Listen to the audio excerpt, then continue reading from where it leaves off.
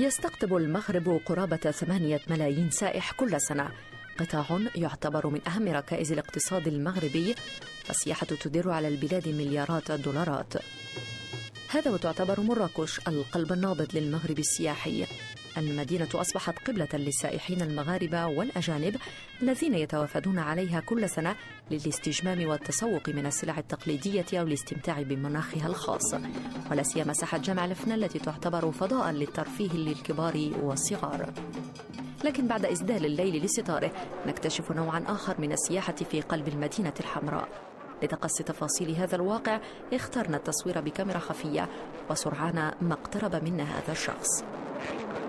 أهلا بك صديقي، عما تبحث؟ أتريد ممارسة الجنس؟ لدي ما تبحث عنه، يمكن شراء كل شيء هنا. لدي أطفال كذلك، أقدم لك ما لدي، تتفحص وتختار ما تريد، والثمن معقول، 300 درهم فقط. يختفي الرجل لبضعة دقائق ويعود ومعه مراهق لم يتعدى عمره 17 سنة.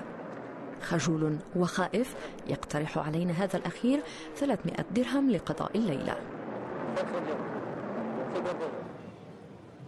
يعمل ما لا يقل عن 150 شرطيا في فرقة الشرطة السياحية في جمع الفنة، و16 كاميرا تراقب الساحة. ورغم ذلك لا أحد يأبه لهذا السائح الأجنبي وهو يفاوض الطفل الذي يركب الدراجة على بعد أمتار قليلة من مخفر الشرطة. مشهد اعتاده المارة في مراكش وإن كان يثير حفيظته.